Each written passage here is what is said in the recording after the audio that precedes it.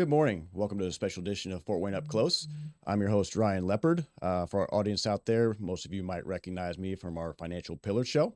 But today I'm happy to be here on Fort Wayne Up Close, stepping in for my man, JJ Foster. Hopefully I can live up to the standard that he's set for this show. But I have a special guest with me, but I want to give you a little bit of background on this individual before I introduce him. He's born and raised in Fort Wayne, attended Homestead High School. He also played college baseball at Valparaiso University. He is the recipient of the 2018 40 Under 40 Leadership Award. In 2020, he was inducted into the Northeast Indiana Baseball Hall of Fame. And just recently, a few weeks ago, he received the Love My City Family Enrichment Award from Love Fort Wayne for his work and heart for our local community, an award during the 2024 Global Leadership Summit in front of 1,400 of our local leaders.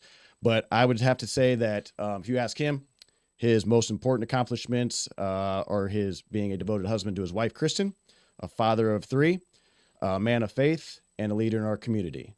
I would love to welcome CEO of World Baseball Academy to the show, Caleb Kimmel. Well, Ryan, we appreciate having on. That's a very kind introduction, but anytime we get a chance to share our heart and passion with the community, it's a neat opportunity for us. So we appreciate you having us on. Great. I appreciate you coming on. Is there anything I missed? No, in that your was bio there? that was plenty. That was plenty. We can get other things as we tell stories, things like that. But no, I appreciate the kind words. Awesome. So I wanted to bring you on here to kind of introduce our audience to the WBA and what your mission is. But before we do that, I would love for you to talk with us about, that award you received at the Global Leadership Summit, right? Yeah. As a leader in our community. What did that award mean to you? Yeah, it was pretty special. The Global Leadership Summit has had really a profound impact on my life. I don't recall which year I first started going, but I've gone probably 7-8 times over the last 12 years or so. But there have been different sessions, and there's a grander vision often in between sessions that have really had an impact on my leadership and kind of challenging me to really seek what is God calling me to do with the skills, the abilities, and the time that He's given us. And so for myself to be awarded something for our city at the GLS, it was pretty special, especially knowing how significant the GLS is to Fort Wayne. I mean, being the largest satellite campus site in the whole world for that event is pretty special. So it was very humbling, and to share it with Shirley Woods of Yule Wilson Center, who's a dear friend. That was pretty special for us too, to be out there together and be able to share our heart for our community. That's awesome. I know I was happy to see you up there when I saw that you were at the award, getting that award.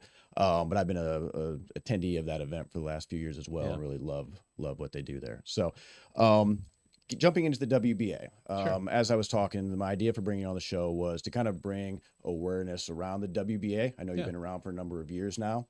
For me personally, being a lifelong baseball guy, I got an older one who's 18 years old who's been around baseball from an amateur standpoint. I knew the WBA is simply a baseball organization with some fields that we played on for travel tournaments, right? It wasn't until, a few years ago in my career where I was talking with a good friend of mine and asking him, how can I go about getting started in our community, right? How do I find organizations to reach out to? Did he give me some great advice, which was, listen, just Google, not-for-profit organizations in our area and find something that you're passionate about. Yeah. And I'm not lying when I say one of the first things I saw when it popped up was the WBA. And I'm like, wait a second, they're a baseball organization. How are they not for profit? What is this about? Did I do some investigation? And then at that point in time, you and I connected for a phone conversation, which you gave me the real background on what the WBA's mission is. So that's what I'd love for you to start us off with, is just to kind of tell us about the WBA and what your mission is. Yeah. Well, one of our core character values is initiatives. We appreciate your initiative and reaching out and getting connected. And you've done a great job. Really appreciate your support, encouragement along the way. And the World Baseball Academy message, the story, it can be a long one. I'll keep it short for this audience, but the World Baseball Academy, we're a homegrown grassroots nonprofit birthed right here out of Fort Wayne. And when I say homegrown, meaning, Ryan, we're not a local chapter of a national entity. We're really focused on Northeast Indiana. And so we're blessed to own and operate the Ash Center Sports Facility. There's quite a story behind how we acquired that years ago.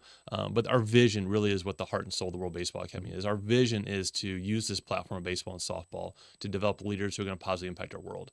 And so at the end of the day, everything we do has a leadership development component to it. And that's our end goal is, it's a powerful platform. You just mentioned a second ago about finding something you're passionate about. We believe that we're going to really change the hearts of our young people and really develop future leaders. If you can align passion of a young person with a mentor opportunity, that is an equation for some impact there. And so we've chosen to use the outlet and platform of baseball and softball to build relationships with young people. And so if you were to ask, well, what is it you guys do? We call it our 4 T's of impact. It's tournaments, team support, training, and trips. And this is why people know us for different reasons in the community. We've been doing tournaments for a long time. And so that's great. There's great economic impact there. But the facilities at the Ash Center are now used by the whole community, whether it be from the little leagues, the travel teams, the high schools, colleges, tin caps, everybody in between we have relationships with, partly because, Ryan, we don't have our own teams. Because we don't have our own teams, that's allowed us to connect with the entire baseball and softball community and hopefully be a resource to them with that campus. And then we take international trips we can talk about. And then also the training side, we have a large opportunity for at-risk youth for mentoring. So I share those things to say those are the different platforms we use within the game of baseball to connect with people in the community. And at this point, we serve about 8,000 kids in programs, and we have about 140,000 people come through the campus. So it keeps us pretty busy. Gotcha. So take me back to, when this idea came to you Sure. to start this organization. Where did that kind of start? What was the idea? For the Yeah, idea? so part of my personal story, I was born and raised here in Fort Wayne. I love Fort Wayne. I mean, I love our community. It's been a huge blessing for me and my own development, our family's opportunity to be here. And so I was focused on baseball and basketball kid, and as a sports kid, and so baseball was a passion. I ended up having some injuries that ended up focusing just on baseball rather than basketball. I had some shoulder surgery things, but I played high school baseball. My goal was to play college baseball. Had a chance to go to Valparaiso University, and when I was there, I was a marketing major at Valpo. And so for my marketing degree, I needed an internship. Well, my dad had started running some baseball tournaments when I was 13, 14. He was retired military from Air National Guard, Bearfield. Was he running those out of Fort Wayne here? Yeah, so just right here in the community. He was just volunteering with some local leagues and things, the local Tri-County League back then. And so he had ran a tournament, I think when we were 13, to help raise, I don't know, probably a couple $100 for our hotel rooms or something for a weekend travel tournament. But those tournaments had continued to grow in popularity, just a couple of tournaments. When I was in college, I talked to my dad and said, all right, Dad, well, can I turn these into a small business as my internship project? I'll build some budgets and things. What I didn't realize, Ryan, was even though just running a few handful of tournaments, how much leadership experience I was getting. When you're running an event, there's a lot to it. Leading the event, right? Yeah. And so it's one of those, the conflict resolution, contingency planning, scheduling, communication with teams, host hotels, all those kind of things. Well, it went well that summer for my internship. Well, the next year, my dad had major back surgery. There's some chemical exposure, I think, in Iraq from the military and things. And so he was down and out for that next summer. So I kind of ran on myself. And so I continued to do that throughout my summer months while I was in college. So I kind of was a young entrepreneur.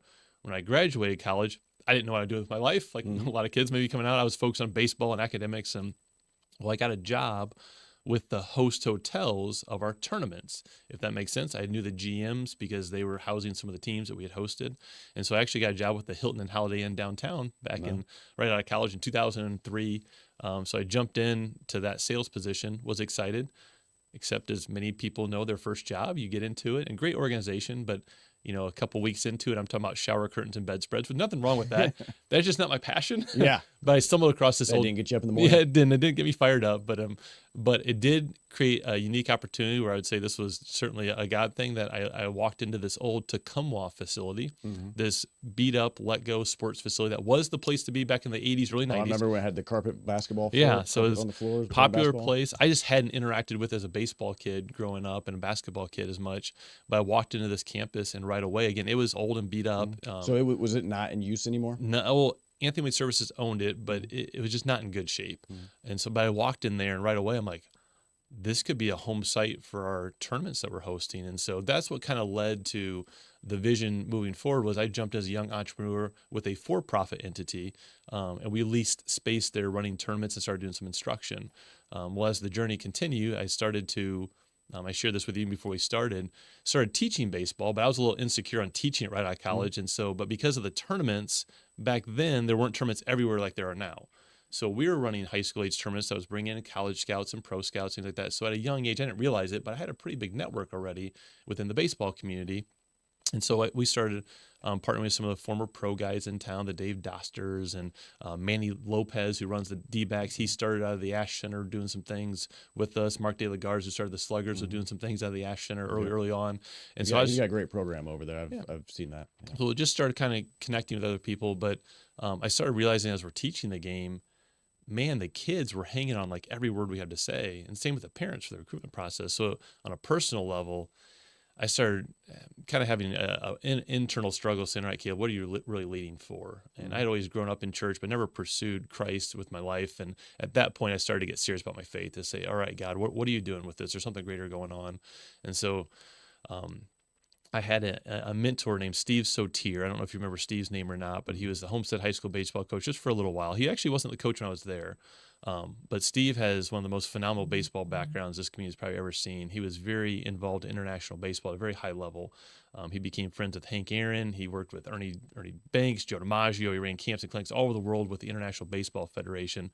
But he sat in Fort Wayne for like 10 years. Nobody knew about him just because he's a really humble guy. He just didn't talk about it. When I discovered his background, come back home. When I discovered him, I'm like, why haven't you shared? He's like, I don't know. Nobody asked. Yeah. But Steve really impressed upon me, Caleb, you got to try this international experience. It's going to change your perspective. It's going to change your life. So at this age of 25, 26, I'm starting to have influence in the lives of kids and adults, who are looking for the recruitment process for their athlete. But I also have Steve impressing upon me this international opportunity, and my heart is saying, all right, God, where are you leading me? So I jumped on an international mission trip with our church to El Salvador when I was 26 years old back in 2006. And that trip changed my life. I'd say it wrecked my life in a good way. Right. Yeah. So when I was there, I worked with the El Salvadorian Baseball Federation for baseball camps, as well as with the youth group doing high school ministry work. And so when I came back from that trip, I was pretty fired up saying, all right, God, you got me. Like, I'm all in. Where are you taking this? And so over time, next year I found myself in Mexico and then in Lithuania speaking in front of 45 nations in the congressional hearings of European baseball because of Steve. He helped open the doors for me to go. Then we're in Cambodia, Haiti, Dominican Republic, Bulgaria, different places in the world doing baseball outreach opportunities. That's why we're called the World Baseball Academy. But what happened was on a local level that so when this started happening, were you the WBA then, or that's what led to? Yeah, it started as Between the Lines LLC. It was an event planning entity that I owned. And then when we started doing international trips, it was in 2009 that I really had a burden to say, how do we bring the mission field back home? We shouldn't have to travel halfway around the world to connect with kids that are struggling, that may have less opportunity. And so in 2009, we started the World Baseball Academy as a nonprofit. We dissolved the LLC, didn't need that. And some people will say, well, did you give up your business? Yeah, it wasn't even a hesitation. It was saying the vision was the focus, and a nonprofit structure was the better structure to be able to involve community engagement, those kind of things. And so in 2009, we created the World Baseball Academy at the Ash Center campus. It was not renovated yet. We had very little resources, but we said, hey, we want to do something for kids that are falling through the cracks. Again, we're doing tournaments, we're doing camps and clinics, we're having international trips. And so Amos Norman, who's a dear friend, he's a board member of the World Baseball Academy for years, reached out to Amos when he was at the Boys and Girls Club with Joe Jordan. And Joe's a phenomenal leader over there. And we said, hey, Amos, we want to do something, and we don't know what. And so we chose to do a summer camp with the Boys and Girls Club, and it went great. They loved it. We loved it as a 6-week program, 2 times a week. And so the next summer we did it again. And at the end of the second summer, they enjoyed it as well, but we were kind of having an internal struggle saying, all right, time out. If we're going to really mentor kids, we need more time with them. I mean, time's the key element. And if you're going to mentor and have influence and help, kids navigate through challenging things in life. And so we stepped up as a young nonprofit, and you can fire away on questions, so I'm talking a lot. No, but, go ahead. You're fine. We stepped up as a young nonprofit to host a fundraising event with the 10 Caps and Sheer McCulloch auctioneers to raise, I think the first year we raised like $17,000 or so. And that created a year-round mentoring program so we could bring kids in for personal instruction, small group training. And mind you, the students we were really trying to serve it wasn't the best baseball players. We didn't really care about that. We were really trying to connect with single parents, economically disadvantaged families that may just be struggling to make ends meet. One young man had both parents in jail when we started this program.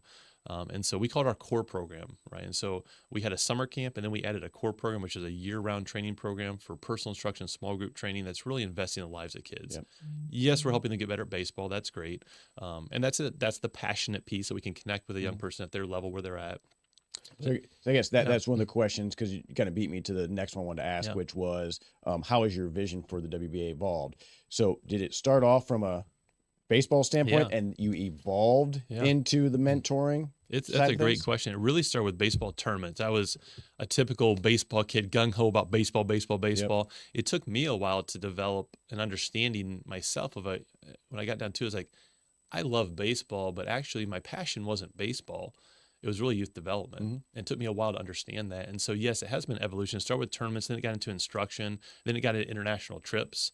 And then it got into saying, okay, how do we use the training component to really mentor young people? And we do all those things still today. Yep. And we try to do all of them well as best we can. And that's why the World Baseball Academy is known for different segments. We have we're the largest event planner in Northern Indiana for baseball still, for tournaments.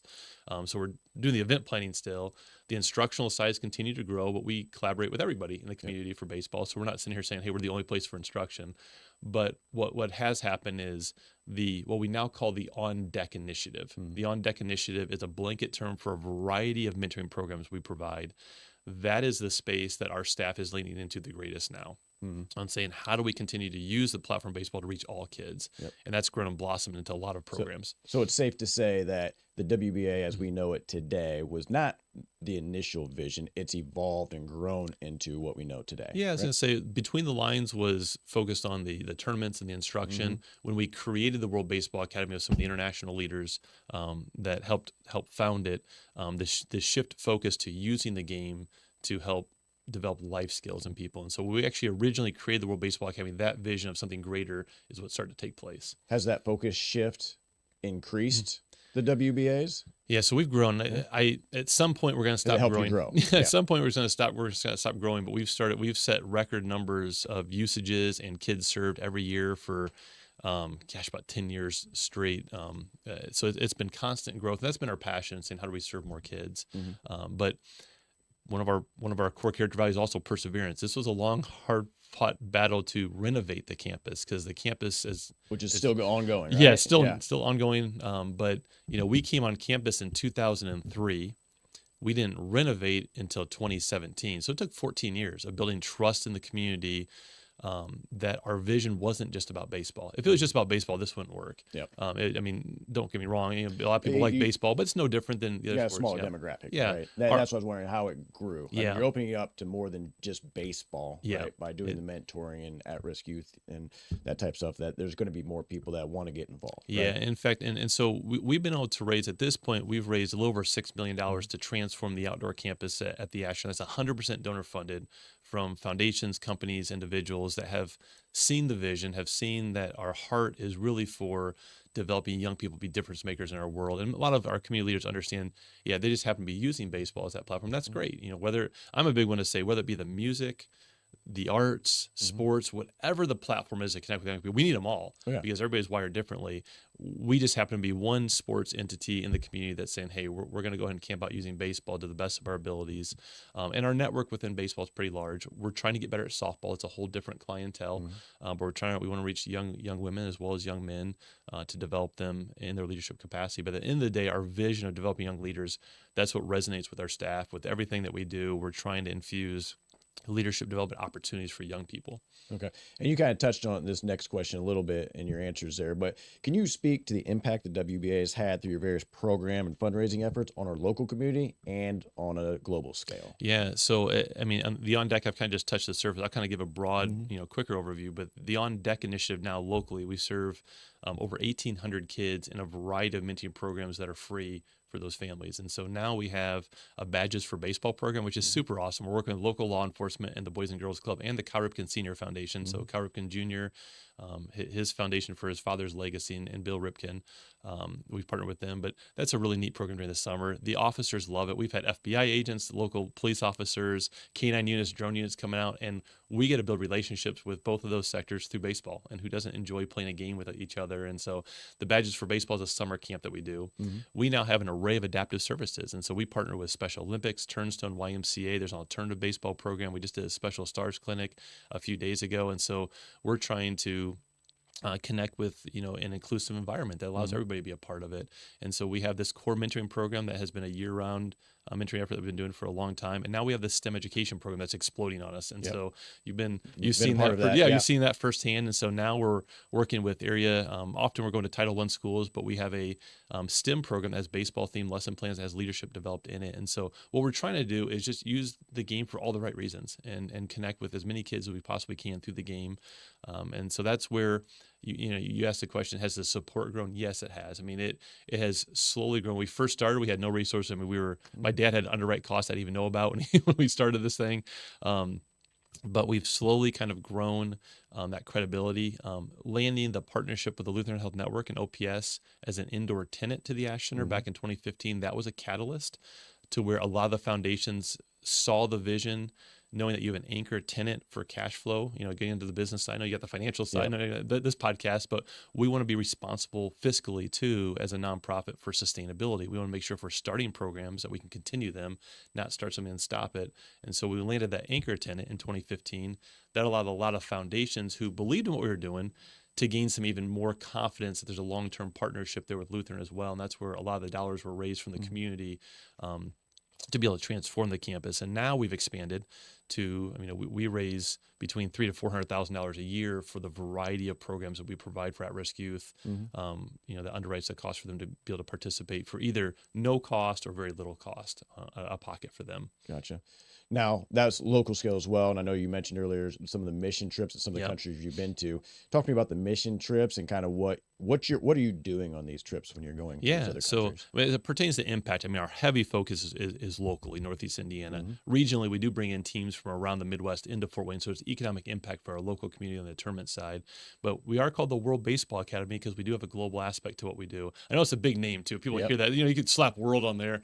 But we have been in 60 different countries around the world. If you go all the way back to our founding board members and our current board and staff, but the last 10 years, we've focused on El Salvador, Dominican Republic, Kenya, and Bulgaria.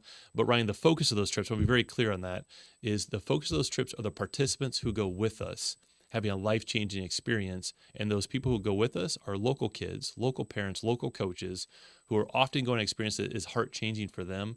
The secondary impact is the Dominican kids or the Bulgarian kids or the kids that were serving on the ground, because we're only there for a week. But we've been very blessed. We've been trained by some very good international missionary-type leaders where we have developed partnerships with local leaders on the ground, native leaders who have their own vision in their community. So we go to the Dominican, there's Pastor Tony, there's Pastor Andre. It means nothing to our audience, but there's pastors locally that have the vision. We go and humbly serve them. We're not going there as silly Americans saying, hey, here's what you should do. No, we're going there with a servant's heart to say, we're here to serve this week. And through that process of serving, we are having emotional, spiritual breakthroughs across the board, adults and kids, because there's something special about the international experience, especially we're going to underdeveloped nations.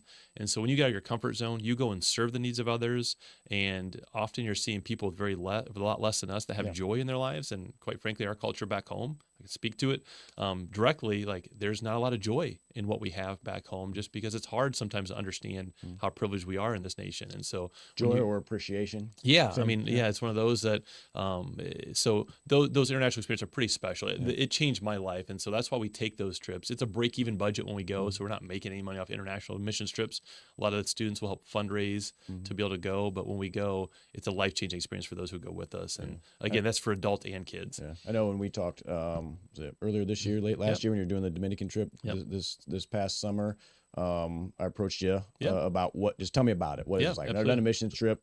For my thought process, I'd love to take, my 18-year-old for that specific reason that Yeah. you said. Get out of your comfort zone, get out of here. Let's go see what the majority of the world's Yeah. like, and Yeah. right, maybe it'll bring a little bit more appreciation to the life we have here. Yeah, it's an awesome experience. And what's neat is because we're using sports, it makes people feel a little bit more comfortable. Like, oh, I think I can do that. It's still going to stretch themselves, but sometimes if it's just a mission trip with the church, sometimes like I don't know if I'm ready for that to go share the gospel, things like that. But here it's like, oh, I can do baseball, and we do partner with we've partnered with Crosswinds locally in the DR. Now recently, Mission of Hope Haiti is now owning that campus in the Dominican. So and they have a lot of local ties. So we're and there's a World Partners group as well. I could go on and on, but there's a lot of local ties to our international trips. There's usually local organizations that are tied to Northeast Indiana that we're partnering with them to go serve internationally as well. Yep. So I know you've mentioned the STEM program, the badges. What was that? Yeah, Badges for Baseball. Badges for Baseball program as well. Talks about some of those programs, or are there any other programs outside of that you have? Yeah, I mean, it keeps us pretty busy. Yeah. So again, we're serving 8,000 kids a year in WBA programs alone. And separately on the campus, we have about 140,000 people coming through the campus with all the activity that goes on with everything. But yeah, the Badges for Baseball program, it's been pretty special. But again, it's that partnership with the Boys and Girls Club and the Calvert Senior Foundation. The STEM piece is interesting because now we're in all of East Allen County schools. We're in all DeKalb Central. We've done some Wells County. We're now starting to talk with PFW, St. Francis, Huntington University, local universities on engaging some of their college students to actually be teachers in the classroom as well. And so it's just exciting to see where this could go. But what I'm excited about the STEM piece too, it has leadership development opportunities. It has actually a Junior Leadership Challenge initiative where at the end of the day, we're going with STEM, but we're hoping kids can start volunteering in their community, and we reward that with pizza parties. And it's just a great package that the schools are loving. And so we're starting to have more schools reach out to us. So is there a specific age group or demographic that you're gearing that program to? Yep. And what does that program look like? Yeah, for the STEM, it's fourth grade because we have a Starbase program in town that's phenomenal. They do fifth grade programming. And so we've gone at the fourth grade level kind of as a smaller teaser program, getting prepared for their fifth grade classroom. But on the STEM side, it's fourth grade. And we do field trips at the Ash Center as well. So now we're a destination for area schools. Now, the other programs we talked about for the On Deck Initiative, it's anywhere from ages 5 to 18. And then we have a lot of college students in our internship program that are working with some of those outreach programs that we do. But again, we're serving about 1,800 kids in a variety of programs that we're doing that we're underwriting a cost for. Yeah, so I know I've been a part of and witnessed, the in-classroom session as well as participated in the one where we had it outdoors, right? Yep. Kids are running bases, throwing balls, things like that, and the different leadership skills that we're teaching through those programs, right? Yep. Now, obviously, as a nonprofit organization, this doesn't all come at no cost, right? Sure, yeah. So talk to me about some of your fundraising efforts, or how do you fund the WBA and the program? Yeah, and I mean the financial engineering, which I know doesn't sound like the most exciting term when talking about nonprofit work, but I wear multiple hats like a lot of nonprofit leaders. So I'm kind of CEO, CFO as well. But we want to make sure that we are able to sustain what we're doing. So all the research shows also from mentoring programs, you can do more harm than good by starting something and stopping something. All of a sudden, introducing a relationship in someone's life and then pulling that away. And so when we started this, we said we want to start small and incrementally grow it to make sure the relationships can stay intact. And so it's been an evolution on that end. We have some earned revenues. I mean, we do bring in revenue through tournaments, through rentals. A lot of people think that we're bringing lots of revenue through that. Actually, the outdoor campus runs at a deficit. So even though a lot of people, even on the financial side, will think all this revenue, there's so much overhead on the outdoor campus that it actually runs at a deficit. So we do have to fundraise a little bit for some of the sustainability on the campus. But for the at-risk side, that's 100% donor funded. And so that's where we've slowly over time expanded our individual donor base, and the foundation support has been very, very encouraging, and the corporate support. We have two large events, the Dinner on the Diamond event, I think we'll touch on, and the Wiffle Ball event. So we have two signature events that are key fundraisers. And then to complement that is our grant writing opportunities for the grants to help support things and individual contributions throughout the year that we connect with donors and donor relationships on. The capital campaign side, that's been a big one. I mean, we had to raise lots of money to be able to transform the campus, but then on an ongoing basis, we've been diverse enough between earned revenues and a diverse donor base to allow us to incrementally continue to grow. Gotcha. So through the tournaments, the things that you're hosting there, as well as the Dinner on the Diamond event with Ball Protector, things like that, this is how we're raising funds to fund these at-risk youth programs. Yep, right? yep. And the long-term goal is a multi-million-dollar sustainment fund as well, because right now we have a beautiful relationship with our tenant OPS there. But at some point, that relationship, that is through 2031. If they want to live there forever, that's awesome. But that's also one thing, we're preparing a long-term sustainment fund so that these programs can live on beyond my leadership and other leadership, currently there. That's our hope. That's our long-term goal, so that we can continue to have impact beyond our years. Gotcha. Awesome. So you got the Dinner on the Diamond event coming up with Ball Spectacular in a couple months. Give you a chance to pub those. Yeah. So the Dinner on the Diamond event, a huge shout out to Kristen Kimmel, who you opened with. So Kristen is our development director and does a lot of the fundraising, donor relations. And so she leads the charge on the Dinner on the Diamond. It's a pretty significant event now. So it's September 14th on Saturday. It's on our outdoor campus on field number 3, but it's on a beautiful turf field. And if the weather is good, which we've been fortunate, many years it has been. One year it wasn't. We still pivoted. Well, that's what I was going to jump in there. My first experience was that the rain year. So we survived. Earlier, your ability to have to be able to navigate challenges like that was a big one, right? Yeah. So, but this event has now turned into, we anticipate it being a $250,000 fundraiser or more. And so we've been really blessed. A lot of corporations get involved from a sponsorship. It's a very fun night. It's really been one of those. You've probably been a lot of fundraisers, but the feedback we keep getting is it's a relaxed environment. It's a bring your own chair. You're sitting on a ball field, and there's a lot of food vendors and drink vendors. So there's free food and drinks for everybody who's there. And then we have a live auction and a silent auction going on for entertainment. We have a small program that allows us to share our vision, but it's also a great networking opportunity for people. It just seems like there's a great cross section of the community, because the Ash Center project as a whole has really been a community endeavor. And so we get a nice cross section of the community coming in, being able to engage with each other, and we get a chance to share our heart and our vision for impact. And so that event is a significant fundraiser for the On Deck initiative. And you said that's your biggest one? Yes, that is our most significant by far. Our Wiffle Ball Spectacular is another one that we can touch on, but my favorite one. Yeah, the Dinner on the Diamond, again, that's coming up September 14th, Saturday, September 14th, outdoors. If it does rain, we can pivot indoors to our indoor campus, but hopefully it'll be a beautiful night and be a great opportunity again to share our vision and passion for the World Baseball Academy. Awesome. And like I said, the Wiffle Ball Spectacular, that's my personal favorite. I'm involved with. Got into it as a supportive thing. Never realized how much fun wiffle ball can be as an adult, how competitive it can get. There's not me, but some teammates that hold muscles and can't go to work the next couple days because of it, but a lot of fun. Tell me about that. Yep. So we were looking at, okay, how do we do an additional fundraiser? Because we want to continue to reach more kids. And so you need more resources to be able to do that. And we had said, well, we don't want to necessarily do another event that taps into all these corporate sponsorships, because the Dinner on the Diamond is that outlet. We don't want to just work harder. And so we said, well, how do we engage an event that might have team captains and do peer-to-peer fundraising? And so we created the idea of saying, well, if we do a wiffle ball tournament, we are the World Baseball Academy, we should be able to handle a wiffle ball tournament. And we have a beautiful campus to do it on. And we knew it was going to be fun for people. What we didn't know was how much feedback we get from our captains. Just what you had shared. We had so many people say, it felt like I was a kid again. It was fun just to be able to play with my friends and play a wiffle ball game, almost like a backyard wiffle ball, bringing back memories as a kid. And so the first year we did it, actually it rained, we did it inside the first year, which was still a success because we didn't have that many teams.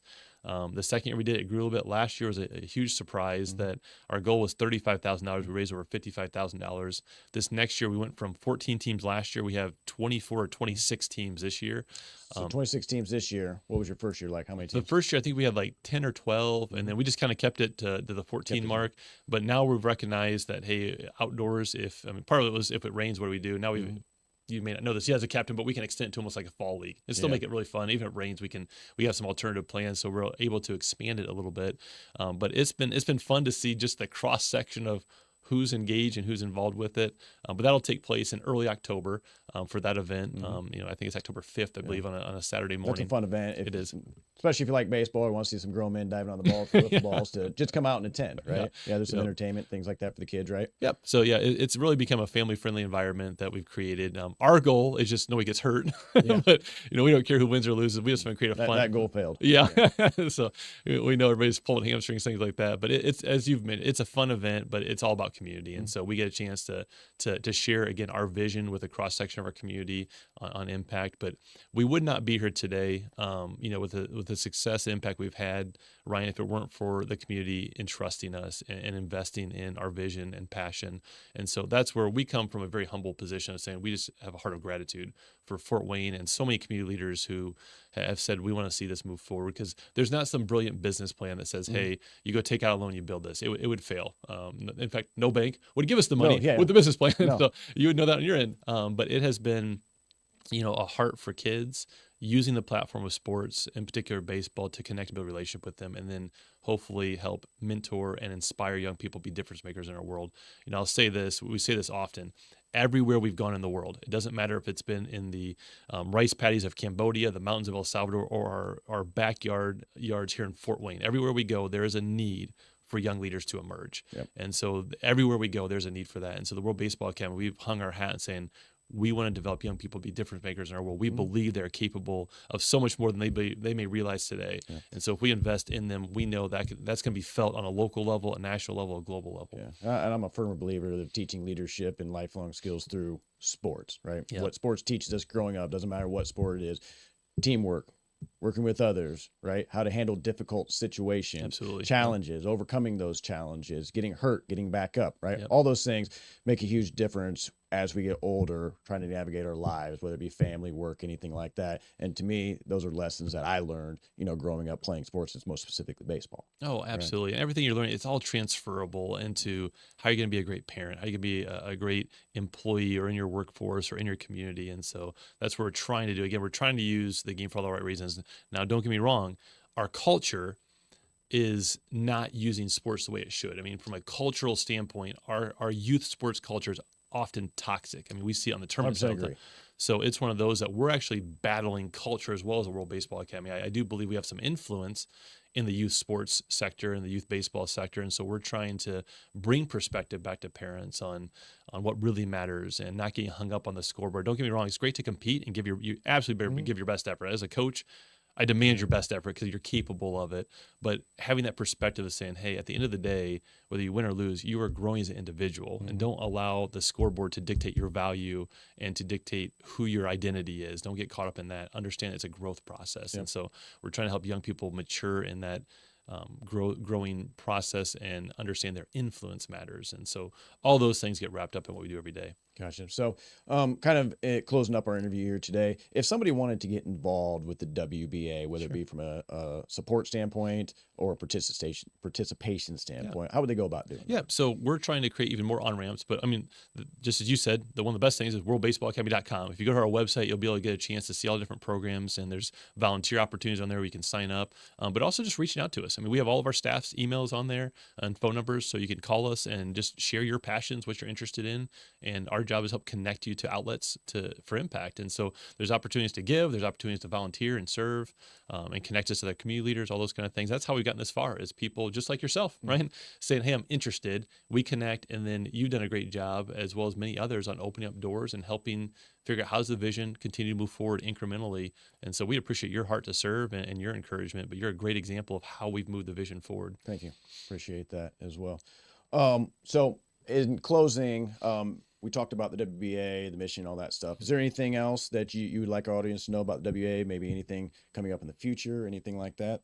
Yeah, I mean, I think overall is just, again, we fly under the radar, as we mentioned beforehand, is just our ability to be able to share the true heart behind the World Baseball Academy. And if you hear about the World Baseball Academy, this is why it's been successful. It's because of the heart behind what we're really trying to do.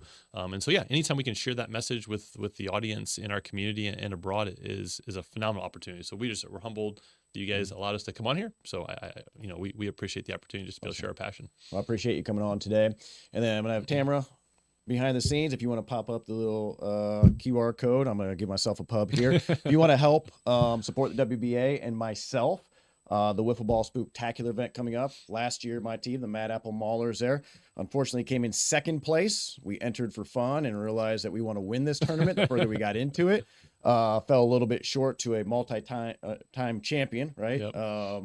Yep. Average Joe's. I think they were the fundraising champ and tournament champ last year. So you got to try to knock them off in both categories, right? That's where I'm going with this. So it all starts with the fundraising. We want that title, bring that home, along with my co-managers, Bobby Petrus, Greg Thomas, and Billy Reffett.